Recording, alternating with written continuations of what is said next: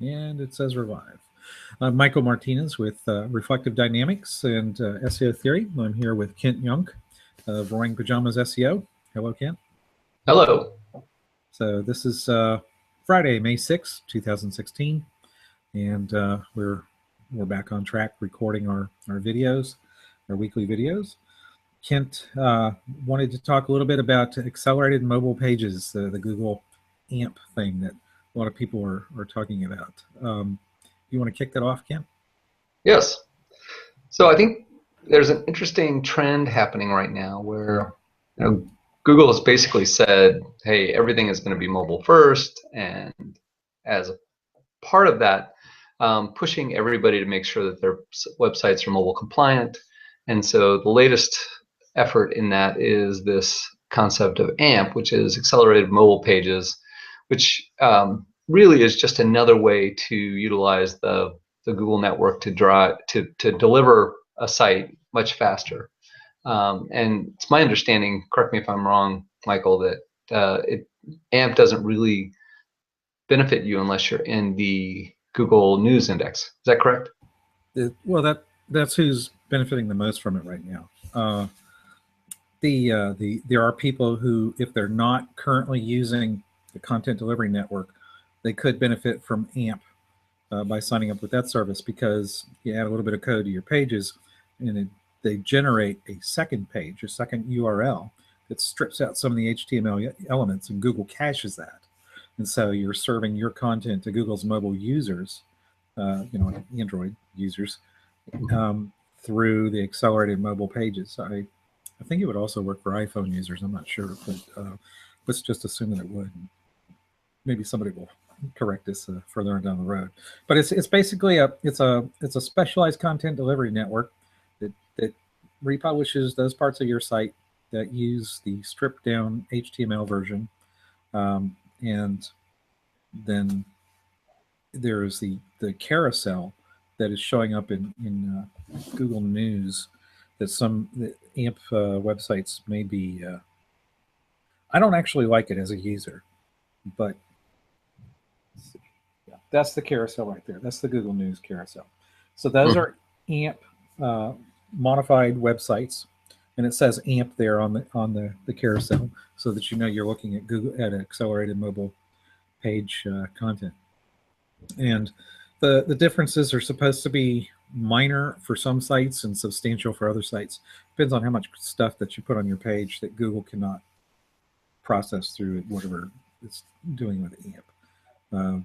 There are a number of tutorials out there that people jumped on the web and immediately wrote that explain what it is that Google explains on their website. I mean, that's funny about the SEO industry. Google will publish a section on its website that walks you through their processes, right?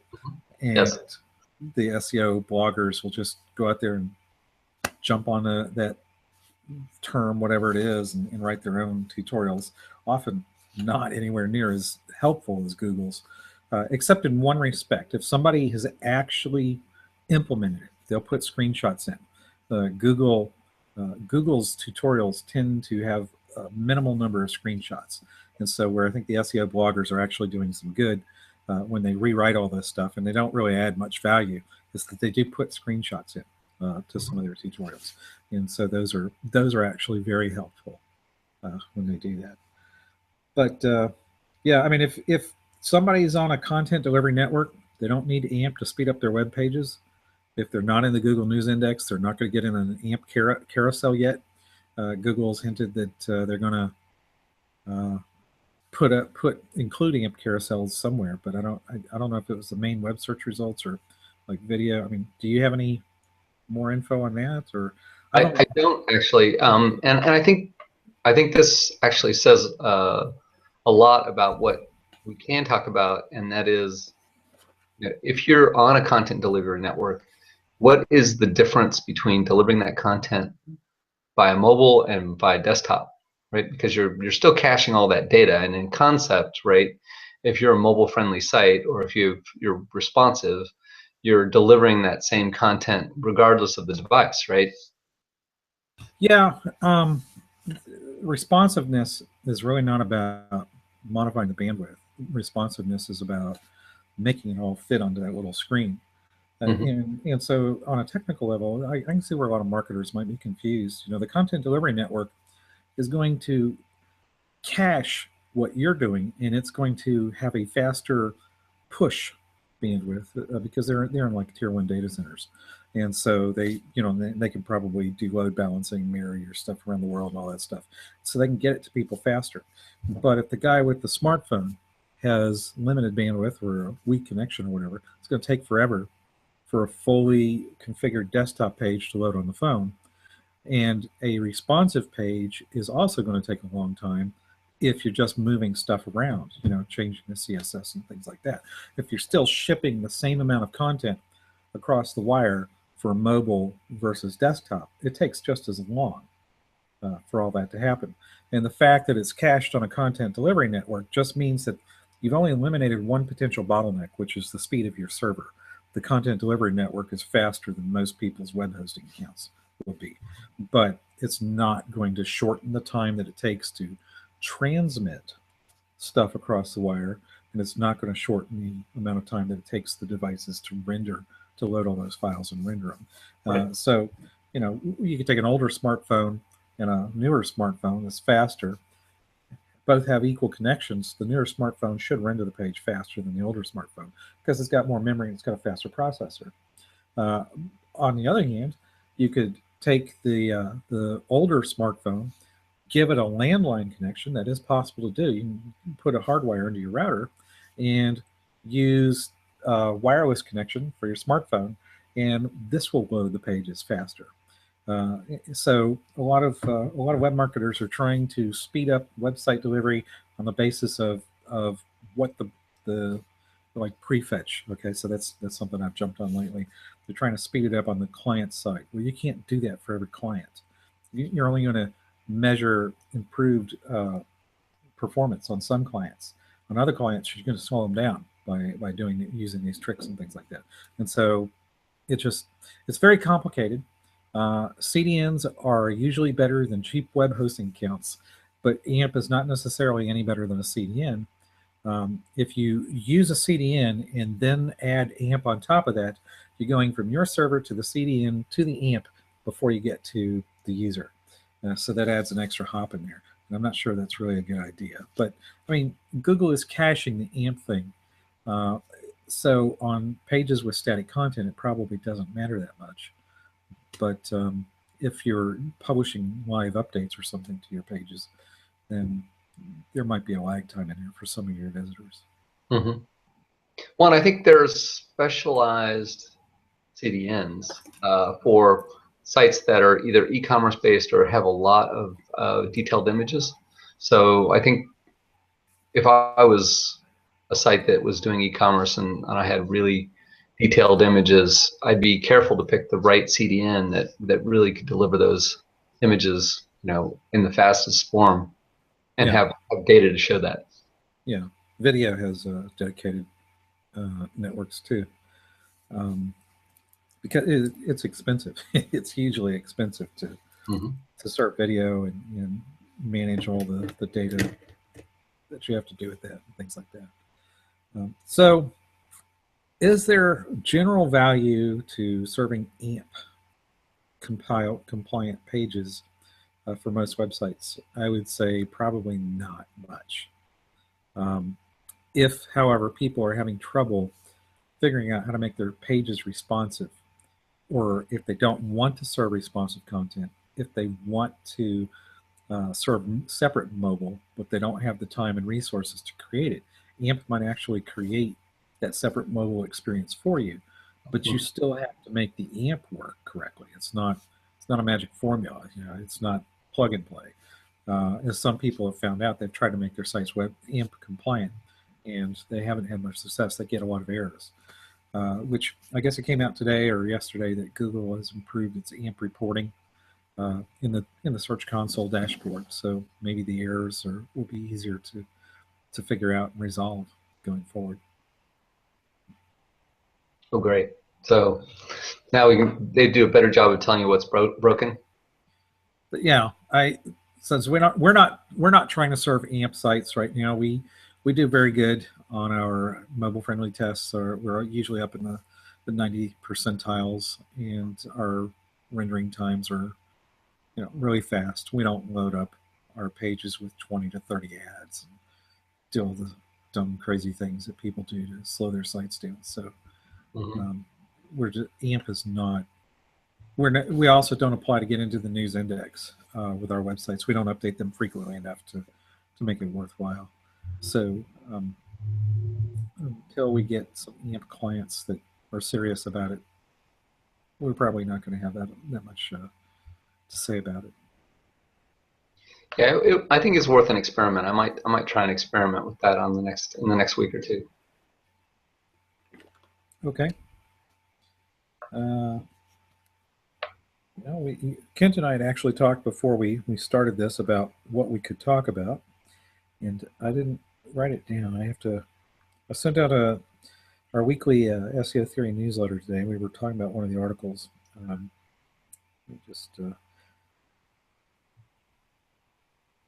was something about Google in here that I was going to... You mentioned that was something else. I remember scanning past it. I'm trying to see it right now. Well, a team of Canadian researchers has determined that all TLS protocols are vulnerable to being hacked. So now that more people are switching over to HTTPS websites, you have no security. But I think what I wanted to mention was Google's made it HTTPS conversions for all Blogspot users. And this came out in the news. It was in the SEO, a couple of the SEO blogs and things like that. It's basically if you have a Blogspot domain or website, and you've had the option since I think last October or September to convert your site over to HTTPS. You had to go in and you had to change a setting. Now Google is just doing that for everybody. From that, I infer that a lot of people weren't doing it, but they made it's funny. They've made, if I understand them correctly, they made the canonicalization opt-in. So if you have a Blogspot website, it's now being served on HTTP and HTTPS. Right. So duplication, right? Yeah. The search engine Google will prefer the HTTPS result. In fact, I'm already seeing HTTPS listings for Blogspot domains. Where this is going to screw people over, in my opinion, is in link cleanup, okay? Because a lot of web marketers will go in and look at your analytics. And if they see that you're getting traffic from a website that otherwise looks suspicious to them, they may kind of hold up on pulling the trigger. They may say, you're getting 10, 20, 50 visitors a month from this website. It's probably a good website, even though it's on an iffy domain like Blogspot. Let's not pull the trigger on that one just yet. And so now, if these websites are going to be shown as HTTPS in Google search results, where is their traffic going to come from? Is it going to come from Google, or is it going to come from, so these websites are probably going to gradually see their traffic move from the HTTP to the HTTPS version. I wouldn't be surprised if Google eventually just canonicalizes everything for everybody anyway. But that means that they're not going to send referrer data to Google Analytics and other analytics packages. And so now people who are doing link cleanup or link outreach are going to be very suspicious of Blogspot listings, because they'll run their link reports and they'll come up with these blogs on Blogspot, and they'll go over to the analytics data and they'll try to see if they're referrals. I mean, a good SEO is going to try and correlate data, right? Like that. And that's going to die off gradually.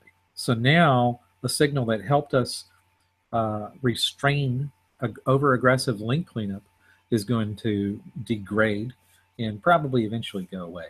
And that's not a good thing, I don't think, for anybody that's gotten themselves into a mess with bad links. Because even though we all know that it's easy to create a spammy blog on Blogspot, there are some very good blogs on Blogspot. And people put a lot of time into that. Same with WordPress. Even Weebly has good websites. Weebly is very popular with spammers. I don't know why, but I wouldn't just automatically kill a Weebly website just because I saw that somebody got a link from it. I think that's kind of naive. Although in my experience, most of the Weebly sites that I've looked at they have appeared pretty spammy. I don't know how you feel about that, but um, I've seen some good sites and I've seen some pretty scary ones. So I have mixed reviews on that.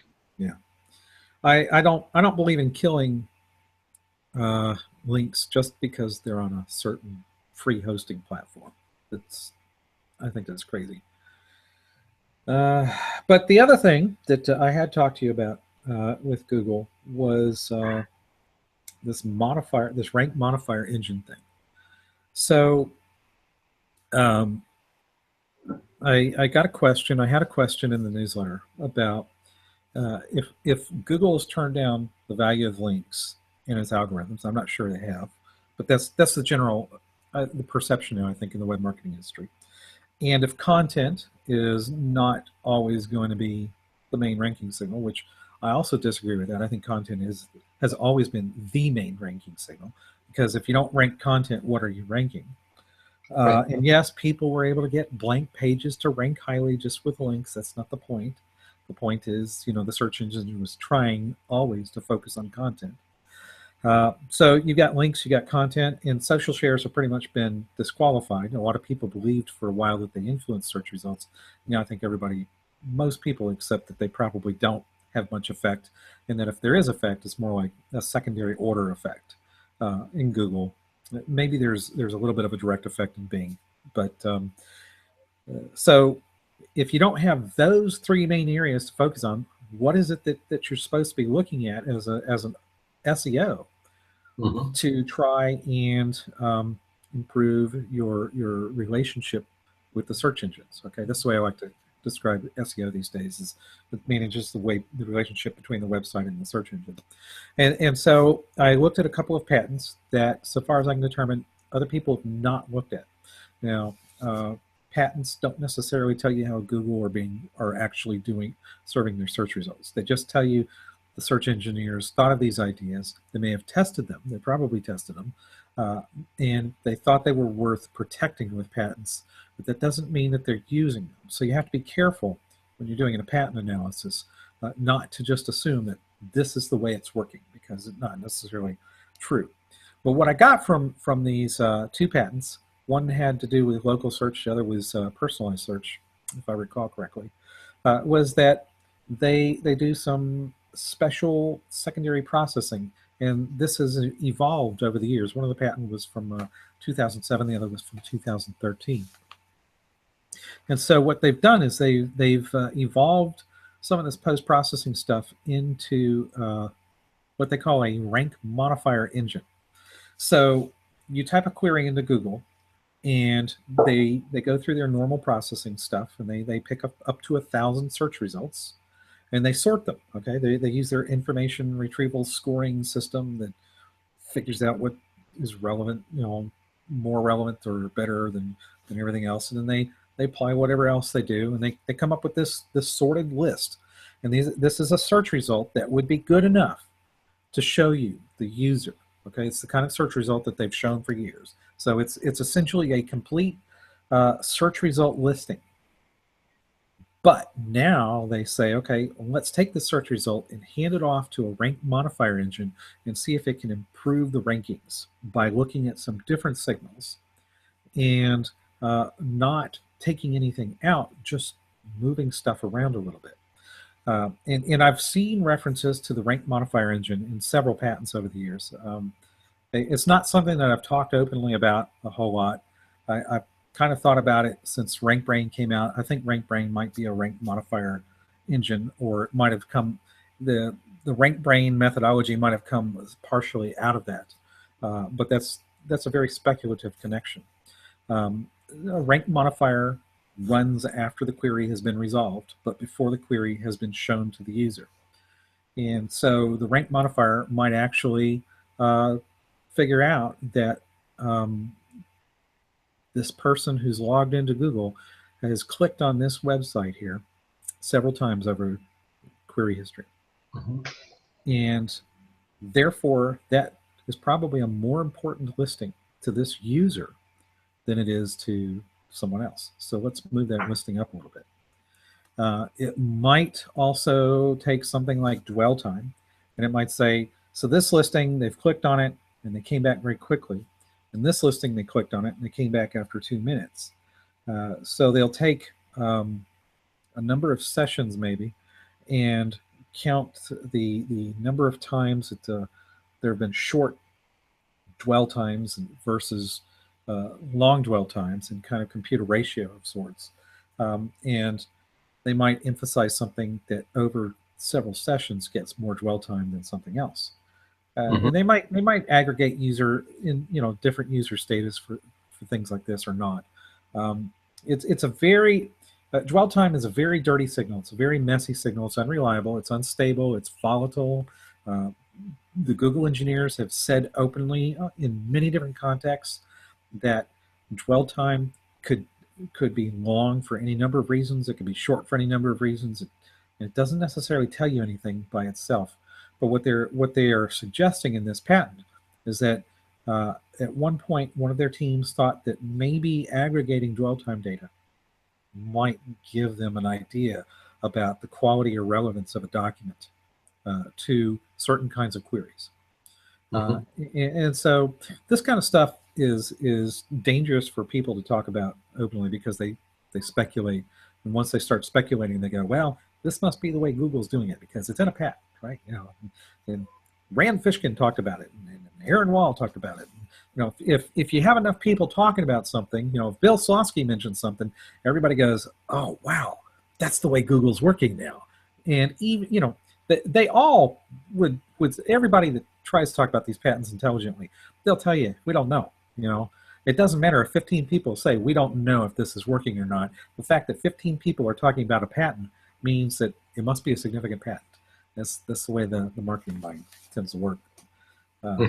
So at any rate, I went into that in some depth in the newsletter today to try and start the conversation with our subscribers, I guess you could say, about how Google might be using these things. I'll be following up in the coming weeks with some more stuff about rank modifier engines.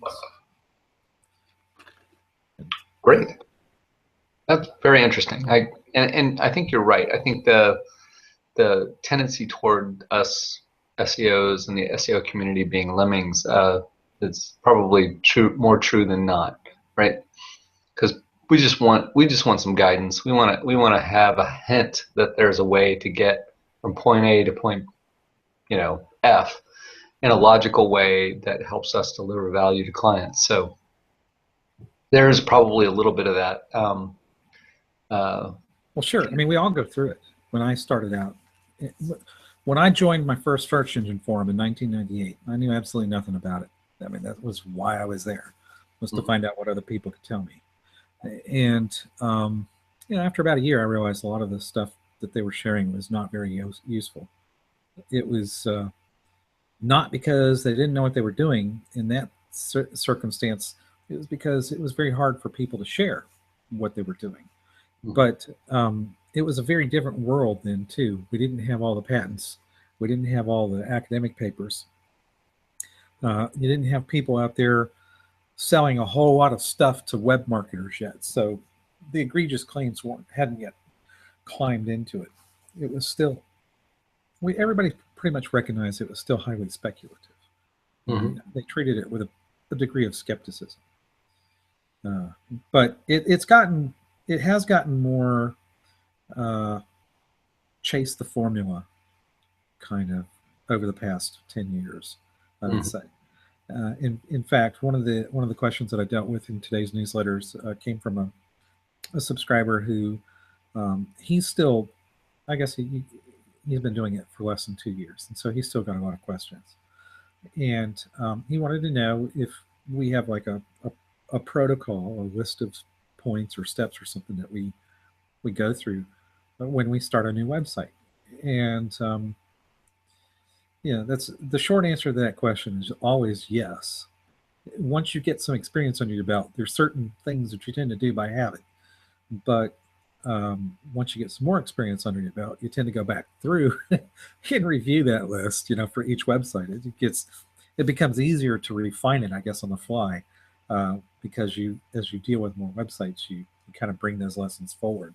So it was an interesting discussion. I may not have made my best attempt to explain it, but I made an in-depth attempt to explain how and where we kind of go in and what we start out with. And I mean, I don't mind sharing a few things openly. It's like we believe in designing a minimalist design. We don't like a lot of page clutter. We try to keep the navigation simple. We like tiered hierarchical navigation. And so what that means is you have a menu that works at this level, but you might try a menu that works at this level, a different menu that works at that level. How do you do that on a WordPress site, though? I mean, WordPress is not designed around tiered hierarchical stuff. And so we tend to fudge with navigation on WordPress sites. We might put navigation tables into articles and things like that, and serve special widgets on certain pages. And we tend to rely on HTML sitemaps too for WordPress websites, because it allows you to offload a lot of stuff from the menu system. The last thing you want on a website is a flat site architecture if the site keeps growing. That kills websites faster than almost anything else you can do. And so by relying more on the HTML sitemap and section level navigation indexes, or whatever you want to call them, you can teach users to navigate differently. And they're going to use the search box on a blog, big blog. I mean, we actually install plugins to improve blog search and to analyze the search traffic on the blogs. So we go for minimalist design. We go for simple, streamlined navigation that kind of lets you drill down into the different areas of the site and keep it simple. And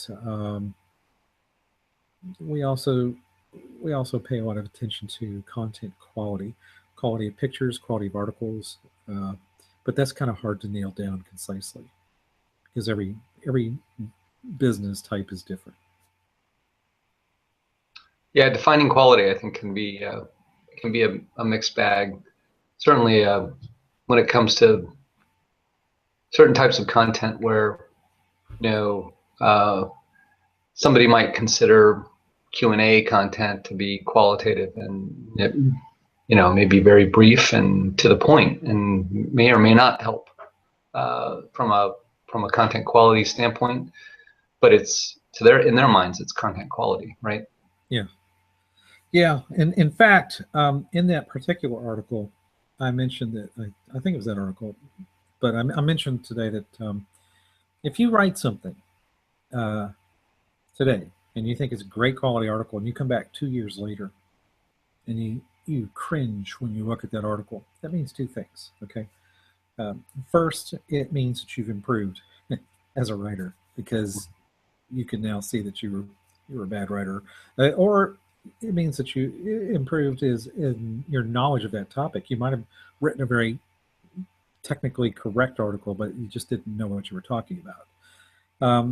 And the second thing that it tells you is that,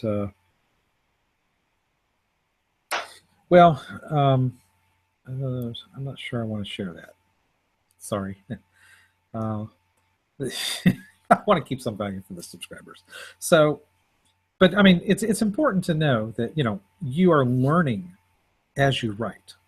And so if somebody gives you a list of 50 keywords to write articles about, if it's a new topic for you, you're not going to write as good an article at number 1 as you're going to write when you get down to that 50th keyword. And that's just the way it is. This for everybody. It's not different for anybody. I mean, everybody goes through that. I have articles that I look at 2 years later and I go, I wish I'd known more then, either about how to write this kind of content or what this topic was all about. And so that's just something that you grow through as a writer, as a content producer, things like that. Quality is always important, but it's hard to define because it's not just about how well are the words written, how many words do you have, which words are you using. It's very hard to pin down. So, That makes sense.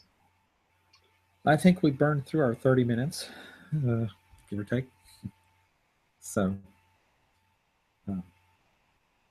actually, I'm going to say that was pretty good. I was getting into it. I had to hold myself back a couple of times. So You did need a little bit of cadence there. I could tell you were, when Kent brought up the AMP stuff before we started the session, I was thinking, what on earth can we possibly say about that? But we did kind of get into that a little bit. Once I get to thinking about something, stuff does come up. So at any rate, I do hope that you all got something out of this. Kent is vice president with Roaring Pajamas SEO, and I'm president with Reflective Dynamics Incorporated. And we're trying to do these videos every week, every Friday. This one will be up in a few days, and we'll see you next week. Bye, everybody.